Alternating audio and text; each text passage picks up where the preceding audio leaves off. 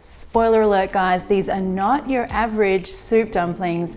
These are full of the most amazing Vietnamese pho flavored broth. Yes, that's right.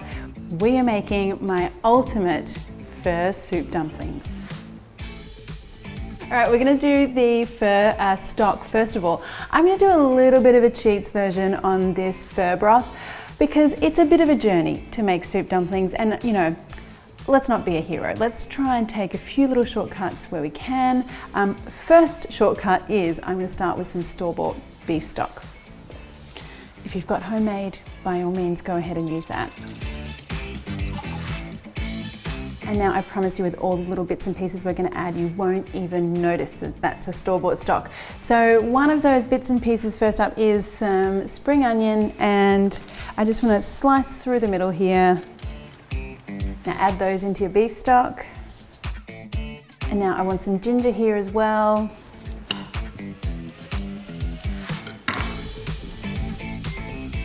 And some garlic. So now we just need some cinnamon, some star anise, and some cloves.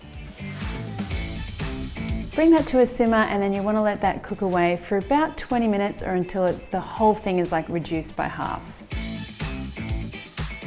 All right, so at this point this is smelling amazing. I'm getting all of those pho kind of, you know, aromas, the spring onion, the spices. Now what we need to do is season, and I really want to season this quite heavily because I want the broth part when it explodes, when we're eating those dumplings, to be really intense and amazing. So we're going to go in with some fish sauce.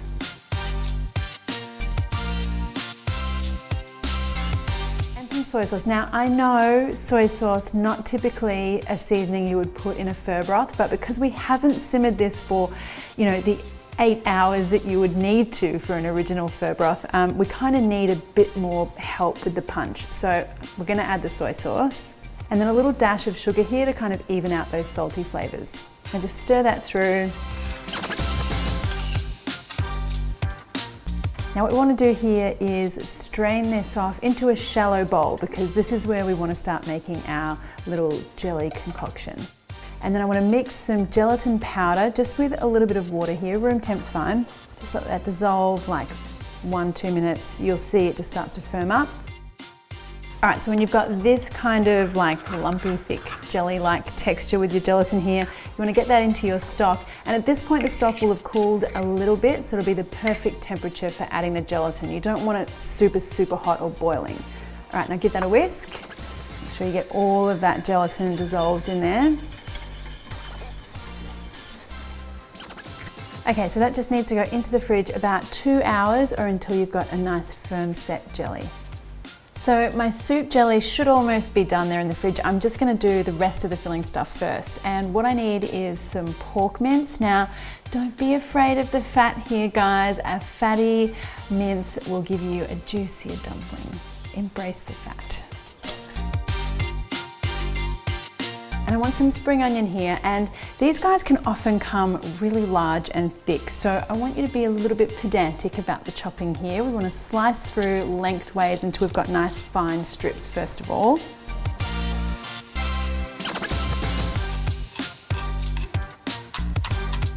Okay, so that goes in with our pork. And I want some ginger here as well. And now just a little dash of fish sauce for some seasoning. So at this point now I want to get my jelly out of the fridge. Okay, so this is the kind of situation that you should have really kind of firm, jiggly, a little jiggly kind of jelly. And what I want to do here is cut this into little cubes and scrape that into the bowl. So the point here is that the jelly is firm enough for us to cut through and kind of mix into the dumpling filling, and then when we steam the dumplings, magically that jelly melts into our beautiful soup inside of the soup dumpling. It's all, you know, very satisfying in my opinion. All right, so get that in with the rest of your dumpling filling.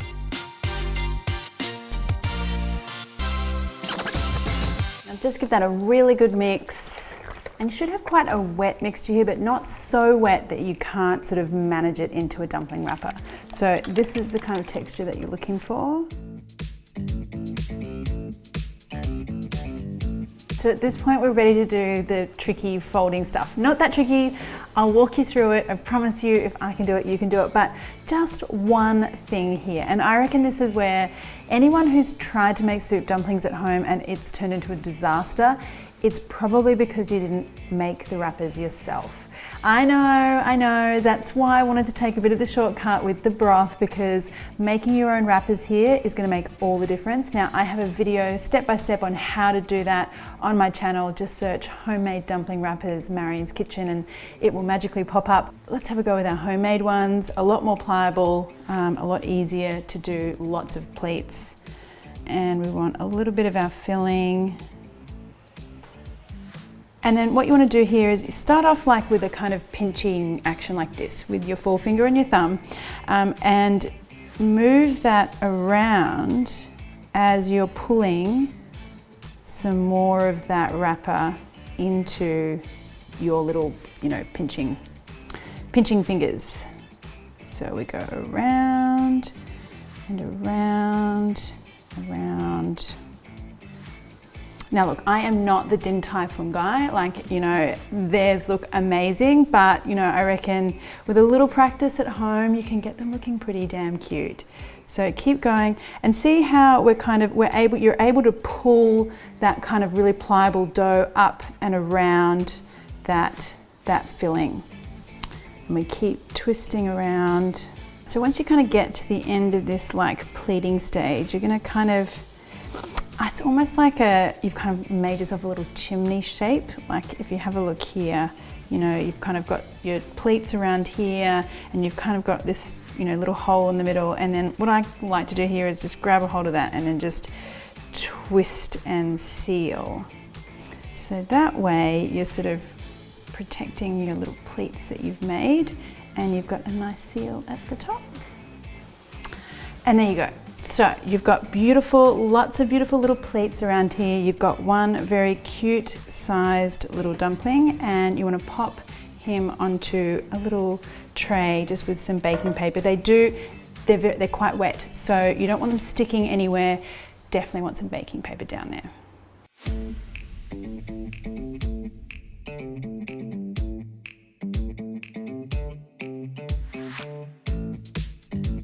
Let's cook these guys, and we're gonna do this without a steamer because not everyone has a steamer. So we wanna put these onto a plate. I've just put some baking paper on here. And now I've got a wide, deep pan, just with some water in the bottom, not full. And then I'm gonna take I made a little like aluminium foil donut. So that goes into the water. Okay, so the plate needs to go on top of the foil. This gets a little tricky. It's hot, so be careful. And then lid on. Now these need to steam for about 10 minutes and by then we will have perfect little soup dumplings. Fingers crossed. All right, so look at that steaming amazingness. You want to get these out. Use some tongs, that plate will be really hot.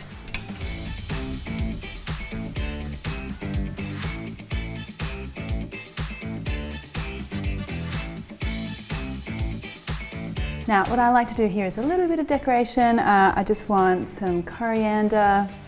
Look, Thai basil would be good here as well if you're not up for the coriander. And then a little sprinkling of some red chili here. And then time for the tasting because it's dumplings and I just can't wait to eat them. Look, so the way I like to do a soup dumpling is to pop one onto my spoon. And then I want to have a good look at that soup. So I kind of poke a hole in there. Oh, look at that steaming little soup. Oh, so good. And then it kind of gets a little ugly here. I like to do the slurping. Slurping, it's soup dumplings, slurping, it's the way it's got to be. Wow, that broth, wow, it's like we simmered it for days, honestly. So tasty. And then this is kind of an optional because there's so much flavor in this dumpling, but I do like a little bit of hoisin and some sort of chili sauce on the side. So I dip my dumpling in that, and then in we go.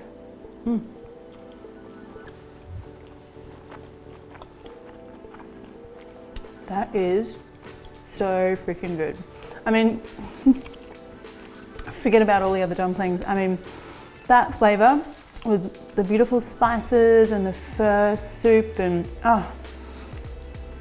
and those dumpling wrappers, so perfect. I mean, not Din Tai Fung perfect, obviously. I mean, those guys are like magicians, but you know, wow, like this is something that you make at home and you're like, you know, very excited. Very, very excited. I could eat so many of these, oh my God.